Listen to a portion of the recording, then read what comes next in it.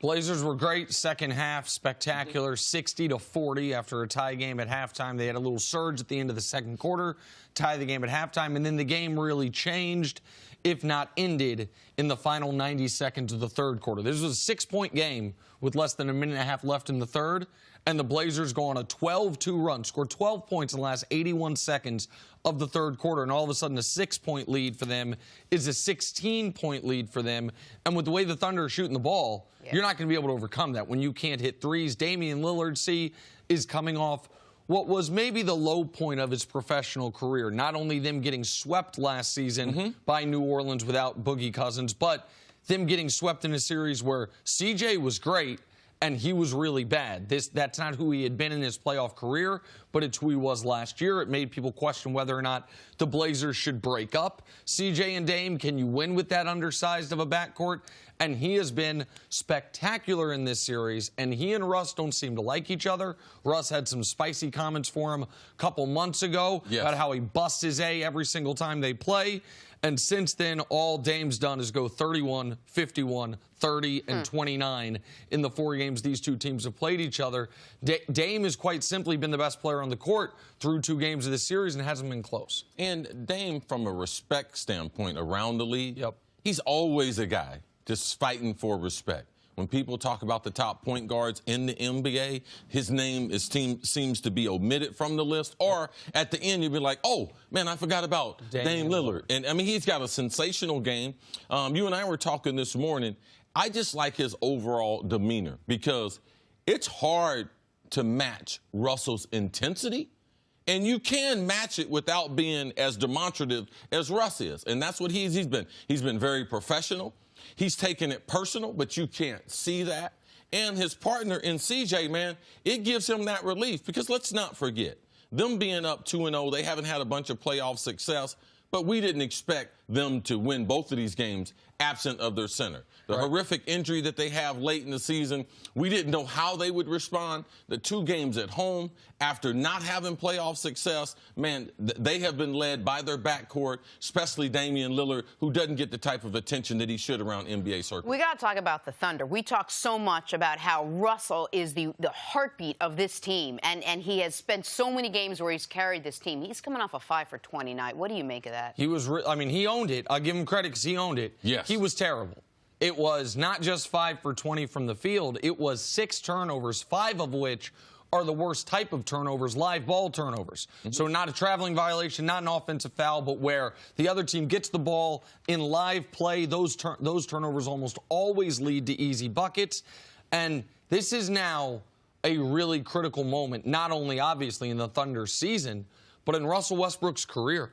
I mean, since Kevin Durant left, first year he's gone, 47 wins. They lose in the first round in 5 games. Last year, 48 wins. They lose in the first round in 6 games. This year, 49 wins. So essentially the same regular season team the 3 years KD's been gone.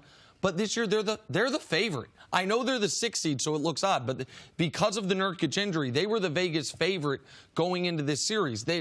It's not over because they haven't lost at home yet. But when you're hitting 5 or 6 3-pointers a game as a team, you're not going to win playoff games. And when your 2 best players aren't playing well at all, Paul George was awful in Game 1. Russ was really, really bad last night. No matter how big of a Russell Westbrook fan you are, you can acknowledge that. They have to both be outstanding in Game 3 to turn this into a series again. Yeah, when you think about these 2 guys when they partnered up in Paul George, man, his first half of the regular season was outstanding. Came up with some shoulder problems. The last third of the season struggled down the end. But really, man, this story is about Russ. Because Paul George, he noticeably, he's been injured. And you would expect Russ, after game number 1, to send a message in game number 2. And he wasn't able to do that. And it's about the matchup that he has. He doesn't have a matchup that he can dominate, and that's given him problems. You could see last night that he started getting very, very frustrated. Man, this game number 3, this weekend, it becomes one of the biggest games of his career. I think they play Sunday. Maybe, I think Game 4 would be Sunday. I think they play Friday evening. Yeah, but that game being one of the biggest of Russ' career, a guy, a former MVP, you would think this early in the playoffs, Yes, with the early exit last season, with Paul George deciding that, yes, I am going to partner with Russ, he's got to be questioning that. Russ has got to be questioning that, and you could see it in the press conference after the game. And Paul George, by the way, to his credit, was good last night. Paul George did his job. What is so odd for Russ, and I think one of the reasons he's frustrated is he is, in the past, even if he can't always check Dame, he's been able to bully whichever of the guards is on him. Whether it's CJ or Dame, he can take him down on the block. He can take him off the dribble.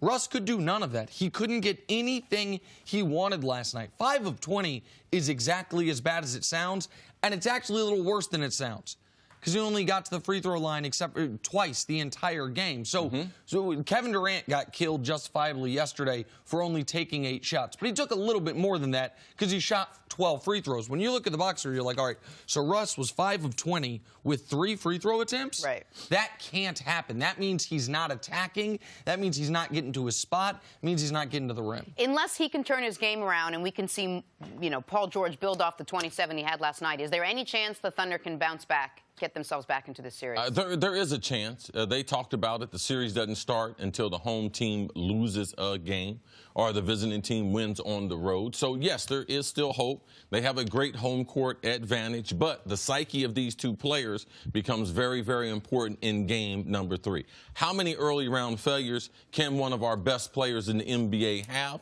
And Russ, he has his detractors and everything. He has his people that constantly are after him because of his style and maybe some of his demeanor, but this is unexcusable. If they lose in the first round to Portland, minus their center, man, there's going to be a lot of questions as far as Russ going forward with Paul George there in OKC, Nick. And those questions were going to be the ones that I thought going into this series Portland was going to have to look at. Even though Dame had been committed, I want to be here, I want to stay with the Blazers. If once again you're one and done, if once again you have a glass ceiling in the playoffs, even if it's bad luck because of Nurkic, do you need to consider this offseason splitting those two up? OKC can't really split these guys up. Russ is never leaving. Paul George just signed an extension. And is this who they are? Now, how can they win Game 3? Yeah, Russ needs to play better. Paul George needs to play like he did in Game 2. But in this series, they are 10 of 61 from 3. They are 5 of 28 and 5 of 33 in those 2 games. You can't win NBA playoff games shooting 16% from 3. So it's Russ has to play better, and some shots got to fall for Oklahoma City. Thanks for watching. Subscribe here to get the latest from the show. Also, be sure to check out more of the best clips from First Things First, or go watch a few segments from our other shows on FS1.